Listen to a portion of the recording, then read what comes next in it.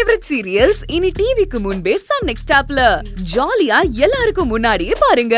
இப்பவே Sun next ஆப்பை download பண்ணி சப்ஸ்கிரைப் பண்ணுங்க. இப்படி எல்லாம் அழுது ஆர்ப்பாட்டம் பண்ணா நான் உன்னை நம்பிடுவேன் நினைச்சியா? ஆதரே, நீங்களாவது மாமா கிட்ட எனக்கு பதில எடுத்து சொல்லக்கூடாதா? நானும் உன்னை பத்தி ஒண்ணு விடாம சொல்லிட்டே தான் இருக்கேன். ஆனா அவர் தான் புரிஞ்சுக்கவே மாட்டேங்கிறாரு. ஏங்க, சத்யா வாழ்ந்துட்டு இருக்கிறதே நமக்காக தாங்க, நம்ம குடும்பத்துக்காகங்க. தயவு செஞ்சு நம்புங்க. வேணாம் ஆதரே, நீ இவங்கள மாதிரி இந்த சத்யாக்கு சப்போர்ட் பண்ணி என்ன டென்ஷன் ஆகாத, விட்டுரு. சரிங்க.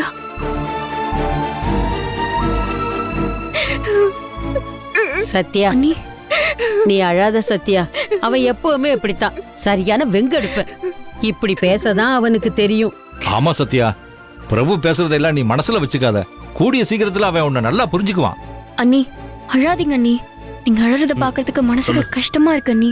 ஆமா அண்ணி, அழாதீங்க அண்ணி. சத்யா இப்படி ஸ்கோர் பண்றா, அது ஆதிர வர வேடிக்கை பார்த்துக்கிட்டு இருக்காளே.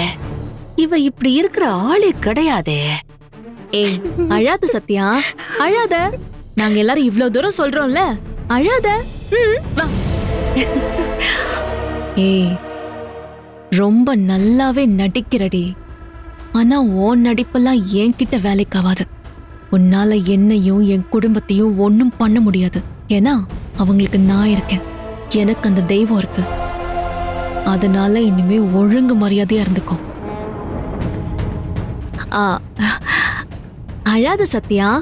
உன் நல்ல மனச நான் புரிஞ்சுக்கிட்ட மாதிரி அவரும் ஒரு நாள் புரிஞ்சுப்பாரு. நீ அழாத.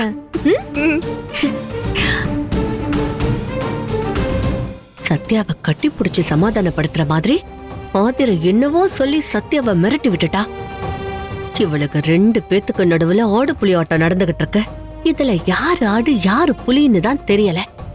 கார்த்தி, சத்யாவை ரூமு கூட்டிட்டு போய் சமாதானப்படுத்து போ. சத்யா, சத்யா, அதான் இவ்வளவு பேர் சொல்றாங்கல்ல, சத்யா. அழாத. வா வா. போங்க நீ.